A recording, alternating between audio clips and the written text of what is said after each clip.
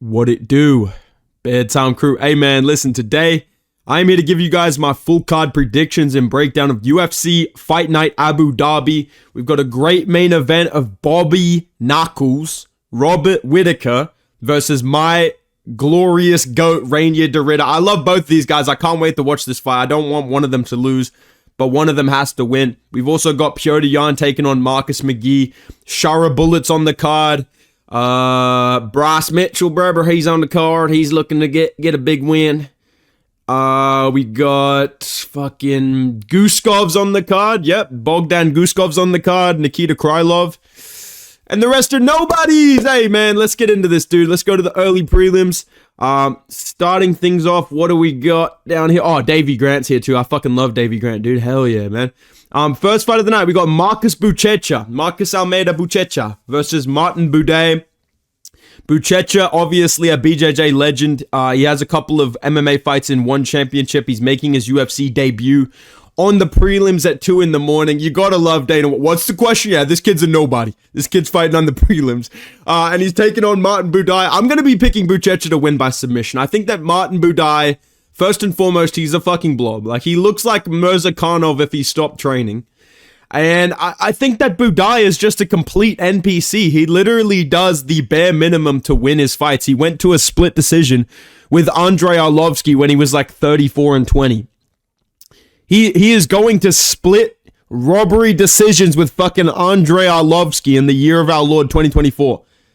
This guy is completely susceptible to getting pressured, getting blitzed. He gets put against the cage every single fight. He's sloppy on the feet. I'm seeing this guy get into like a barroom brawl in the Contender Series. I think that Budai, if you're a complete blob, he's going to beat you.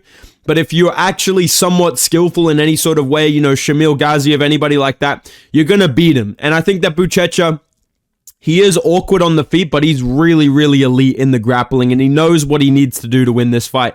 And I think at heavyweight, you have to be elite at one thing to beat someone like Budai and go up towards the rankings, and I think that is Buchecha. So I'm going to say that he's just going to be really feint heavy early on. He's going to be kind of patient, and then he's going to blitz into Budai, get to the double leg. Even if he gets really low to the knees, I think Budai is going to get toppled over.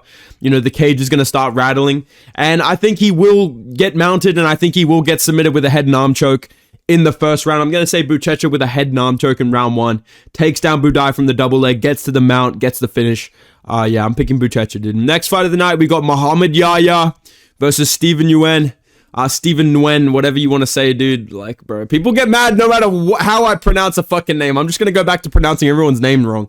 Muhammad Yaya, this guy, he lost to fucking Trevor Peek, dude. He's an industry plant for the Middle East. He literally is called the UAE Warrior, and he's fighting in UAE Warriors. He comes to the UFC. He can't beat anybody. And I think that Steven Yuen, he has a reach advantage. He has a striking advantage. He's just the taller, kind of longer fighter, even though they have the same reach. What I mean by reach advantage, I think range advantage is a better way to say it. He's just a longer, taller fighter. He's bigger, and he's way higher output. Like, Yuen has solid power. He has super high output. Pretty decent defense. I think it's like 60% defense. And Muhammad Yaya just gets fucking bullied around. So I think that round 1, round 2, Nguyen's going to win by knockout. I don't give a fuck about this fight. These guys are literally 2 jobbers in the UFC. I generally think, like, I care more about the women's fight than I care about this fight. So no one gives a fuck, dude. Next fight of the night, we got Ibo Aslan versus Billy Amakana, basically. Billy Amakan. And I'm going to be picking Ibo Aslan by first round knockout. Now, I am worried about this because Ibo Aslan in his last fight literally has 0 grappling. He got taken down by Ion Cutelaba and finished pretty fucking easily. And I think that Billy Amakana, like, he will be able to take down Aslan if he's successful, because he did take down Bogdan Guskov. He did get his back, control him for a little bit in his UFC debut.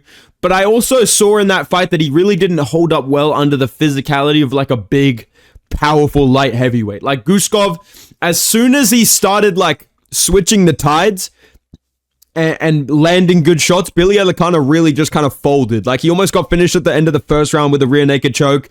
He got bullied on the feet in the second round, kind of gave up the submission to get out of there. And I think that Ibo Aslan is the type of fighter that he's really good at bullying people. Like, he's really aggressive. He is a really good hammer. Not really good at being the nail, but he's really good at being the hammer against some of these guys at light heavyweight. And I think that with his power on the feet and how aggressive he is, it does open him up to being taken down if you're like a composed, kind of high IQ fighter. I can't believe I'm about to say this.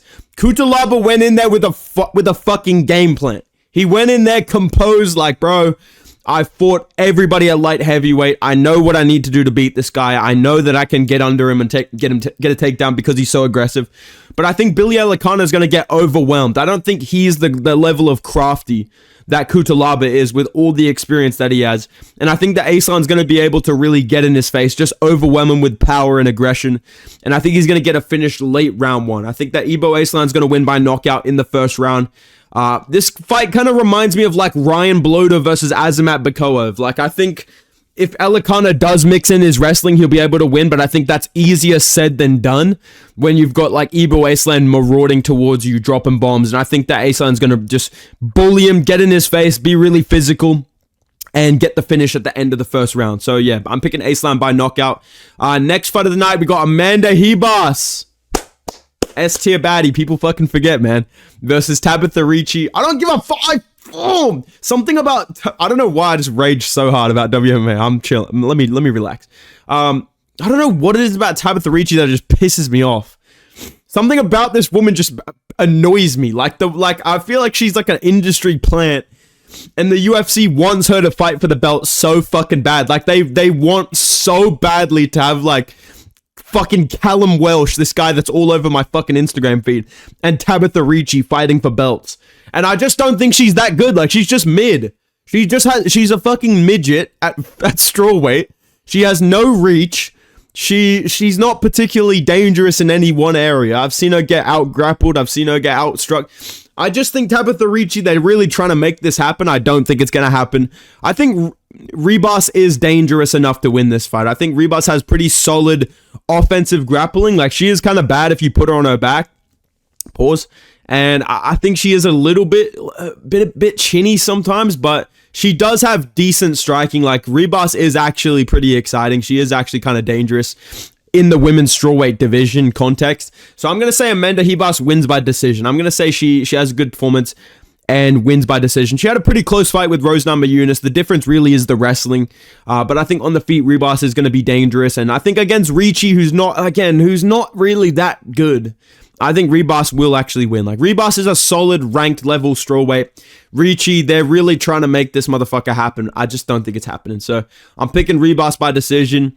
Next fight of the night, I'm very excited for this. I did not mean to put Davy Grant in the nobody section. I like Davy Grant. I like Damon Blackshire as well. These are two of my favorite bantamweights. I will be picking Damon Blackshire, but I'm going to say he wins by split decision because Davy Grant is really fucking good, dude. Davy Grant, this guy's one of the most underrated fucking bantamweights, guy. Like, this guy is dead ass so underrated. I'm trying to think, I've never seen this guy get dominated. I've never seen him lose to someone, like, without any struggle whatsoever. He's always in a competitive fight, even against fucking Chito Vera, arguably got robbed against Adrian Yanez. You know, Rafael Asuncao, I feel like he was on path to lose that fight. He fucking locks up a reverse triangle. Like, Davy Grant is just, like, so underrated. He's the definition of a fucking crafty vet, dude. He's got good power in the hands. He's got the classic right hand left hook combo that he slept like 3 people in a row with back in the Apex. He's got crazy cardio, great toughness. He's always dangerous as a 3-round fight goes on. And like I said, I've never seen him get dominated, but I've seen him lose a couple of times because when somebody mixes in grappling against him, or they have just so many physical advantages that they can overcome the power and the scrappiness. Like, you know, Adrian Yanez was just so, like, lanky in the arms and such a technically sound boxer that he was able to win that fight by split decision. Chito Vera, just a big, powerful bantamweight that's able to land big shots against Davy Grant, mix in the grappling as well and win that fight. You know, Daniel Marcos able to just hold him against the fence and just stall out and win that fight by split decision.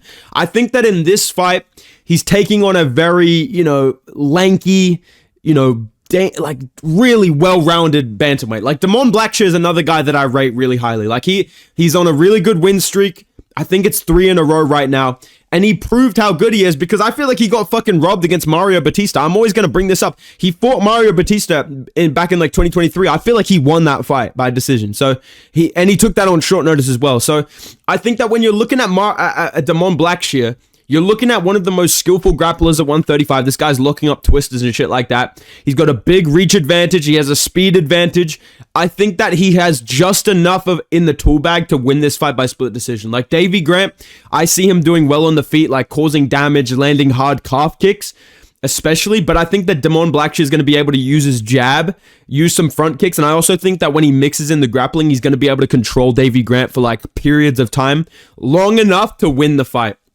And I think once the takedown threat's established, he's going to do a better job landing his jab to counter kind of the big winging hooks of Davy Grant. I think he's going to, mix in the takedowns, mix in the clinch. And I think that Davy Grant is going to do well landing to the body. I think he's going to land some nice calf kicks. I think it's going to be a very close fight, but I leaned him on Blackshire by decision. But again, very, very competitive matchup. I like both those guys. They're really fucking good, dude. All right. Next fight of the night, we got Muslim Salakov versus Carlos Leal. This is where I go full hardcore, dude. I got a cheeky little grin on my face right now. I'm picking Muslim Salakov by decision. I'm picking Muslim Salakov over Carlos Leal, dude. Carlos Leal is a fucking roid monster. That's number 1. Number 2, Carlos Leal. He beat Alex Morono, and he's a 4-1 favorite against Muslim. So, oh my fucking god, man. Oh my god, man. Who beats fucking Alex the Blob Morono in 2025? Everybody at fucking welterweight. Are you kidding me, dude? Alex Morono just stood around like dead. I hate to keep saying the same shit. Dead ass. There's no other way to describe it. Alex Morono was out there jiggling. Like, bro, there's nothing else to fucking say. He did nothing in that fight, and Carlos Leal is getting gassed up as a certified roid monster for that fight and for beating Fakhretdinov and getting robbed. Fakhretdinov is literally what people act like Hamzat is. Like, he is genuinely a one-round fighter. If he can't finish you in the first round, or he can't just take you down again and again and again, he gasses out, he gets pieced up on the feet. He arguably lost to fucking Elizeu Zaleski dos Santos as well. And I feel like Salakov is actually like still kind of good. Like he lost to Randy Brown and he lost to Nicholas Dalby. Those are both borderline ranked level guys. And I feel like against Carlos Leal, Salakov's gonna exploit the fact that Carlos Leal, I feel like his defense is pretty sus. His style is kind of, I think it leaves a lot of openings for a striker like Salakov. Like, even though he's like 40 years old, he's still pretty good. He's still pretty quick on the feet. He's coming off a pretty nasty knockout of Song Kanan. And I think that the way that he fights, he's going to slow down the aggression of Leal with jabs, but also just by being more mobile and patient than Blob Morono. Like, that's really what it is, dude. I do worry that he's going to randomly get chinned after winning the entire fight. Like, I feel like that's possible. But I do think that he's a lot more accurate than Leal as a striker. He's a lot more defensively sound. And I think he is a little bit of a step up in competition in terms of pure striking, which is what Leal does. Like, Leal's not mixing in takedowns. He's not mixing in the clinch. He's not doing that. He's just standing around with his fucking hands down, trying to chin you with hooks and overhands. And I think that Muslim Salakov's going to make reads on him. Like, the way that he pulls out of range with both hands, like he pulls his right hand down, he puts his left hand up. I can see a spinning heel kick rocking him. I can see, like, Muslim Salakov just moving around at range, leg kicking him, just avoiding the boxing and just being more versatile as a striker, because he's still pretty good. Like, if Salakov was, like, looking like shit in his fights, okay, I would pick Leal. I would be like, listen, dude, prime Salakov, prime 2021 Salakov, man. But I feel like Unk's still got it, so I'm going to say Salakov wins by decision. Maybe that's a controversial pick, but if it pays off, I'm a fucking genius, all right? For some reason, they have Bryce Mitchell on the prelims. I don't get this at all. It should be Guskov and Krylov on the prelims. This should be on the main card. Like, we love Bryce Mitchell. And we love Saeed Nurmagomedov. This kid is Khabib's cousin. I love that fucking Dana White just has no idea who this fucking shaggy looking guy is. Like, he literally thinks he's Khabib's cousin. He's not. And I feel like a lot of people think he is because he's the favorite, and I'm picking Bryce Mitchell. Saeed Nurmagomedov has no relation to Khabib whatsoever. If anybody thought that, he doesn't. He doesn't. And I feel like he's the favorite because Bryce Mitchell got submitted in his last fight, and a lot of his losses are by submission. He lost to Brad Katona on tough. That's tough. And And Said Nurmagomedov has this incredible ability to just fluke a front choke. Like, he is the master of the fluke ninja choke, guillotine choke. We've seen it in so many fights. The Kakramanov fight really comes to mind, where he was losing and then he locked it up and he just had this face of like, whew, thank God I fluked that. I'm picking Bryce Mitchell, though. I think Bryce Mitchell is actually a big step up in competition skill-wise. I think Bryce Mitchell has a big size advantage. I think he should have been a bantamweight earlier, because the side-by-side photos of him at featherweight and bantamweight, there's no difference. That tells me that you shouldn't have been at featherweight. You weren't cutting that much weight, and that's just not what you can do in modern MMA. You can't be that guy in modern MMA. We've seen it with Colby Covington. Even with Adesanya, like, you do have to bulk up or you will get left behind, or you need to be in the correct weight class to really maximize your skills. Even Edson Barboza moving down to featherweight, right? So I'm going to say that Bryce Mitchell at bantamweight looks good. I think he's going to have a big size advantage. I think he's underrated on the feet as a striker. He has good body kicks. He has solid boxing. I mean, I'm seeing highlight reels of this guy against Ilia Topuria every week now. He is goofy on the feet, but he does have a solid chin. He is tough.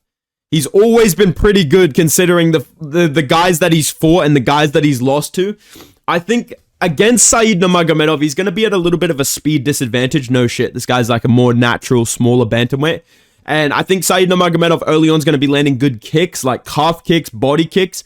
But I think at some point, Bryce Mitchell, every single round, is going to like establish his jab, make Said Nurmagomedov miss, get to a good takedown, whip him around, take him down, hold him in the guard, maybe pass to half guard.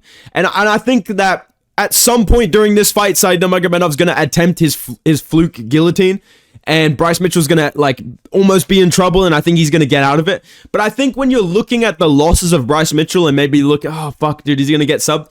John Silver, Ilia Topuria, Josh Emmett, these are all top 10 level fighters. These are all top 10 level featherweights, bro. Ilia Topuria is a top 10 all-time fighter. Fuck weight classes. Top 10 all-time. Right? And we're looking at these guys and they all have big power on the feet, which did make Bryce Mitchell panic and kind of threw him off his game, I feel, is the power of these guys and how prevalent it is. But they also all have really good defensive grappling and wrestling. Whereas, and size over Bryce Mitchell. Whereas Said Nurmagomedov, he is a pure bantamweight. He's pretty inconsistent. I think people genuinely think this guy's related to Khabib, but I think Bryce Mitchell is going to push the pace. I think he's going to get takedowns. I think he's going to have a different level of strength once he gets takedowns. Like, he'll be able to control him from half guard, pass to mount, start landing ground and pound. I'm going to say Bryce Mitchell wins by decision 29-28. Maybe one round, Said Nurmagomedov threatens a choke or something like that and just does good on the feet. But I think as the fight goes on, Bryce Mitchell is going to really be able to like manhandle him and control him and win by decision. So my picks for the prelims, I'm going to go with Bryce Mitchell. I'm going to go with Salakov. I'm going with Damon Blackshire, Amanda Hebas, Asan, Yuen, and Buchecha. Okay, dude, let's move on to the main card. Starting things off, we've got Nikita Krylov versus Bogdan Guskov. I'm picking Guskov. I'm going to pick Guskov by knockout. I think that Krylov is coming back way too quickly from being chinned out cold. Like, with this guy got dead-ass McGregor Aldo'd by Dominic Reyes. And I know Dominic Reyes, I mean, dude, he's a fucking three-sport athlete, He's Dominic Reyes, right? Like, he's dangerous. But I do think that he leaves a lot of openings defensively because he's so aggressive. Like, he has such a pressure-heavy style. And Guskov is so weird. He's, like, dangerous, but he's also patient. Like, he almost just kind of I'm not going to say he lets people win early on, but he just kind of rides out the first half of a first round most of the time and just kind of lets people do whatever they want. Like, Elikana took him down. As soon as Guskov reversed position, that fight just started going downhill. And he turns the tide so quickly and then he finishes you. Like, we saw it against Spann as well. So I feel like we're looking at Krylov, who's going to be a little bit chinny, who's going to be, I think it's going to be on his mind that he got knocked out badly like 3 months ago. And I think there is a part to victory for Krylov. Like, if he mixes in the grappling, he can get a submission. We saw Elikana take him down, take his back. We saw Volkan Oezdemir submit him as well. Like, there is a path to victory for Krylov. I'm not saying he's going to get smoked. I think that Guskov is going to ride out a little bit of control time from Krylov. Like, Krylov will come out a little bit patient, maybe get a takedown, try and just waste some time, you know, try and get to the back. Guskov's just kind of, you know, holding 2-on-1 grip. I think at some point he's going to reverse position and get back up to their feet. And I think he's going to crack Krylov with like an uppercut. I feel like he's going to crack Krylov with like an uppercut in close or like a hook behind the ear and kind of rock him. And Krylov's going to shoot like a sloppy takedown and get finished via ground and pound. Like, he's going to be just holding on the leg. Guskov's just punching. Ref steps in and stops it. That's my prediction. I'm going to say round 2 knockout for Bogdan Guskov. He gets out grappled a little bit, then he kind of flukes a knockout. So I'm going to pick Guskov by knockout. All right, man. Next fight of the night, we've got Amabamev versus Jose Ochoa. I'm going to pick Jose Ochoa by knockout. I picked Cody Durden against this guy last time, and he got fucked up.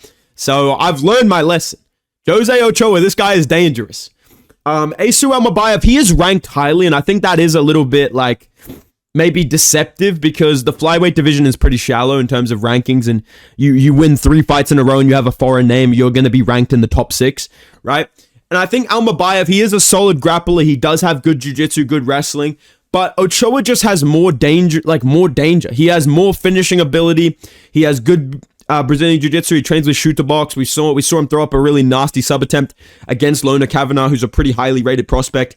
And he has great power and great striking. We saw it in his last fight. So I think that Almabayev's going to be trying to grapple early on and maybe control him, you know, maybe get caught in some sort of sub attempt, ride it out, end up on top. But I think as the fight goes on, he's going to have to strike a little bit longer every round. And I think as the fight goes on, Ochoa's going to be able to build.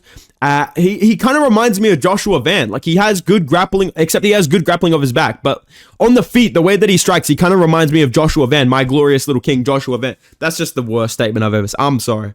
I was just in the moment. I didn't mean to say that, bro. My bad, bro. I'm going to edit that part out, bro. But yeah, he does remind me of Joshua Van. So I think that at some point in this fight, Almabayev is going to pull back with his chin up because he does it so much. He like pulls back with his head all the way up. And I think Ochoa is going to land an overhand and finish him. Because, like I said, Ochoa is more dangerous in this fight. I think the jiu-jitsu, he has more straight-up submission ability. Almabayev is probably just a better straight-up wrestler. He has good ground and pound, good rear naked choke. But I think that on the feet, we saw that he has solid takedown defense. He has good boxing, good front kicks. And I think on the feet, he's going to start to make Almabayev really uncomfortable, especially if he starts defending takedowns. I think he's going to start blasting front kicks against Almabayev, long straight punches down the middle, and I think he's going to catch him bad and get a finish in the 3rd round by TKO. So I'm going to say Ochoa wins by TKO, maybe has a bad first round, and then starts to defend the takedown, start to touch him to the body, you know, make Almabayev strike a little bit longer, you know, use his speed advantage to kind of make him miss, counter big, and eventually he's going to drop him and get the finish in round 3. So yeah, I'm picking Ochoa by TKO, okay? Featured fight of the night, we got Shahbaev versus Marc-Andre Barriotti. Dude, I'm going to pick Shahbaev by decision. I'm going to pick Shahbaev Magomedov to win like 30-27 decision. I think that Andre Barriotti has good power in the hands, but I don't think he really has like the speed and the timing of someone like MVP to really consistently land like fight-winning shots on Shahbaev. Like, maybe he just chins Shahbaev in close, but I don't think that's going to happen. I think that Andre Barriotti's going to come in trying to wrestle. I think he's going to come in with calf kicks, and he's going to try and wrestle and clinch a lot. And I think that early on in this fight, Shahbaev's just going to be defending takedowns and then trying to land nice shots in the clinch range, like elbows in close, big knees in close. And I think that Shahbaev really does have a big speed and footwork advantage. And he is accurate if you're like a slower, older fighter. Like Marc-Andre Barrios is kind of ploddy, and he likes to kind of slug in the pocket. So I'm going to say that he tries to get a hold of Shahbaev. Maybe he gets a takedown early on. Shahbaev just shoots right back up to his feet. Or, you know, spends some time on his back blasting elbows. Then he gets back up, you know, midway through the round. And I think at some point, Shahbaev's going to rock him with like a big jump knee. Maybe a nasty uppercut or an elbow in close, like a spinning elbow or something like that. And I think as the fight goes on, Shahbaev's going to do a better job to defend takedowns. You know, start landing hard calf kicks, you know, step in with big knees, then an elbow right behind it. start moving around a lot more on the feet, getting a flow. And I think that as the younger fighter with more finishing potential and better speed and better footwork, he's going to have an easier time in this fight compared to MVP, dictating range, dictating the pace, and winning by unanimous decision. I'm going to say 30-27, maybe a 29-28 if Andre Barriotti does well in the first round. But I think as the fight goes on, Shahbaev Bullet's going to just, build up. And I think his cardio is going to hold up. I think he's going to be really quick, really sharp, and win by decision, okay? And he has plot armor, bro. Against Andre Barriotti, bro, he's going to have plot armor from the judges. I'm just going to keep it a buck, all right? Co-main event of the night, we got Petr Yan. Dude, Marcus McGee, man. Dude, Marcus McGee, I've been watching tape, dude. Marcus McGee's a freaking problem, bro. Dude, Marcus McGee's low-key pound for pound top 5 bantamweights, dude, skill-wise. I'm picking Petr Yan to win by decision. I'm not picking fucking Marcus McGee.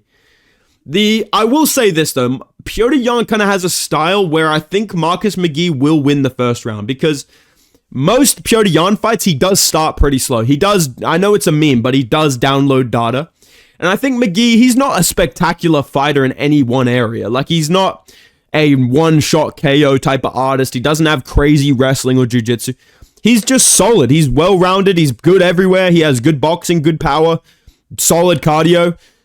He has a good chin. I don't think he's like a chinlet or anything like that. I think he's going to do decently well in this fight. I don't think he's going to get blown out, but I think that he's going to, do well early on, but then as the fight goes on, Petr Yan's going to make reads, he's going to build, and I think Petr Yan's going to have like a masterclass in round 3 and win the fight by 29-28 decision. I think that, like I said, early on, I think McGee's going to come out there mixing in a lot of kicks, maybe some calf kicks, landing some hard jabs, trying to go to the body, having some nice boxing exchanges. But I think in round 2 and 3, Petr Yan is going to find a rhythm, and he's going to be too fast, he's too well-rounded. He can mix things up so easily and so effectively, and he's just so good at everything. Like Petr Yan, if he needs takedowns, he can get them. If he needs to, switch to more kicking, he can. He has a nasty body kick.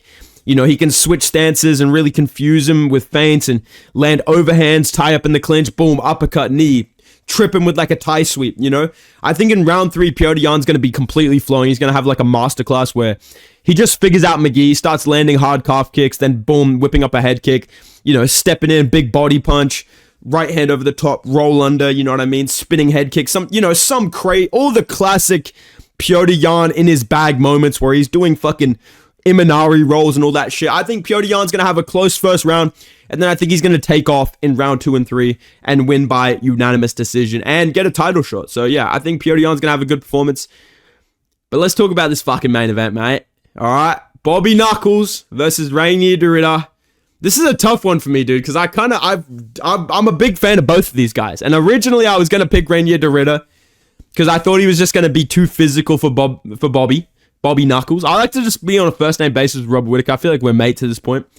But I'm picking Robert Whittaker by decision. I think Robert Whittaker is going to put on a very good performance in this fight. I'm trying not to be super Australian for this entire fucking breakdown, but I think that Robert Whittaker is going to win by like 50-45, 49-46 decision. I do worry early on. That's the reason why I've thrown in a cheeky 49-46, because early on, I think, the pace and the physicality of Reinier de Ridder is going to be a big factor. He's not a very good striker, but he does have weird power in his hands. And he has a nice straight jab. But the biggest thing that he does is he ties you up in the clinch. He's constantly working you to the body. He's constantly trying to take you down and just tangle up with you. And we saw from Dricus du Plessis that he was able to slow Robert Whittaker down pretty substantially with a head and arm takedown that we affectionately on this channel call the WMMA outside trip. Bro hit him with a fucking Juliana Pena takedown. There's no other way to say it. He hit him with a Juliana Pena special. And he threatened a Darce choke. He landed some big elbows. And it seemed to really take a lot out of Robert Whittaker and led to him getting finished by Dricus du Plessis. But I think the skill of DDP, and the reason I bring up Dricus is because he gets compared to Reinier de Ridder a lot. But I think Dricus is stronger. He's just a more athletic physical specimen. And I think that he's just more skillful. I think that Reinier de Ridder has definitely made some improvements from his losses in one championship. The way that he's built, like his strength conditioning, his cardio seems better. His game planning is very, very good. He has pretty solid fight IQ. Even if he looks like a goofball, he picked the perfect approach to beat GM3, Bo Nickel, and Kevin Holland. Those are good wins. But I think Robert Whittaker is a huge jumping cop. Mate, fucking Bobby Knuckles is a fucking level above, mate. Oh, I saw this guy chin Ikram Askarov with a bloody fucking uppercut, mate. He sent that thing from fucking Wollongabba. Boom! Chinned him. That's what I did back in the fucking day. But this is a huge jump in competition. And I don't think Robert Whittaker is going to melt under the pressure of Reinier de Ridder like fucking Bot Nickel, who literally just did not train to be hit and just kept clinching with Reinier de Ridder and just quit from body shot. Like, I'm sorry, like, I'm allowed to say this because I've been in a fight and I've been dropped with a fucking knee to the body and go back up. You quit to that. You quit to that, dog. I'm sorry. You quit. Robert Whittaker ain't quitting, bro. I'm sorry. I'm just going to say it like it is, man. And I think that when you look at the DDP loss in hindsight, DDP's actually a really good striker too. Even if he's goofy, he is effective. He has solid, underrated goofball defense. He has big power. He can land clean shots, has nasty, like, head kicks, body kicks, spinning back fists. We've seen him go 5 rounds doing it. Whereas Reinier de Ridder, yes, he does have a fluky power in his jab and shit like that. But I don't think he's actually going to be comfortable enough to strike with Whittaker. DDP struck with Whittaker and then mixed in grappling and it seemed to slow him down and he dropped him, right? Reinier de Ridder has to grapple to win this fight. I don't think he's going to look comfortable on the feet. I think he's going to be trying to get takedowns the entire time. And when there is space out on the feet and when they're out in the open and when they're striking in any sort of capacity, I think Reinier de Ridder's defense is pretty sus because of the way that he pressures, but that's also going to save him from getting chinned out in the feet. That's why I'm picking Whittaker by decision, because he doesn't really take people down with single and double legs, and especially a high-level wrestler like Robert Whittaker. I think we're going to see Reinier de Ridder just clinching up so much. So even if he gets rocked, I think he's going to clinch up with Robert Whittaker, just tie him up, try and take him to the fence, and that's going to prolong the fight. But I think that he's going to be looking for knees, looking for outside trips, trying to wear out Robert Whittaker and look for a sub. If he takes him down, he's going to try and look for a DAS or a guillotine or a front choke. I'm almost certain of it. I'm almost certain that if Reinier de Ridder wins, he's going to take down Robert Whittaker with like a trip from the clinch, and Whittaker tries to wrestle up to his knees straight away, and Reinier de Ridder locks up a choke. That's what he's looking for. He's looking for a DAS or a guillotine or a front choke. But I think he's going to burn a lot of energy in the first 2 rounds and he's going to slow down a little bit. I don't think he's going to gas out completely like he did against Malaikin. Anatoly Malaikin, if you've watched those fights. If you're a freaking hardcore dude, you know exactly what I'm talking about. But I think he's going to try and bully Robert Whittaker in the first 2 rounds. And I think he's going to really like not be able to get those takedowns as we go to 3, 4, and 5. I think Robert Whittaker is going to be pumping the double jab. I think he's going to be moving around with his fucking unk boxing style, shuffling around, controlling the center of the octagon. Every time there's space, I think he's going to land a clean right hand down the middle on Reinier de Ridder. He's going to bust him up with the jab. And I think when they tie up and Reinier de Ridder's looking for trips, looking for knees, I think Robert Whittaker is going to land really hard shots in the clinch, like over the top, like the big right hand over the top that he caught Izzy with in the clinch in round 5 of their rematch. I think he's going to land short shots to the body that start to wear on Reinier de Ridder. I think he's going to look for like uppercuts in close. And I think as the fight goes on, if Reinier de Ridder's shooting out in the open, he's getting stuffed by Robert Whittaker. Like, you're not Chimaev. Chimaev can shoot the worst takedown ever and take down Robert Whittaker and control him. But I think that most other people, you're going to have a really hard time taking down someone as good as Robert Whittaker. And I think as the fight goes into round 2 and round 3, I see Reinier de Ridder really getting damaged and hit consistently with like close range uppercuts from Whittaker, just collar tie uppercuts.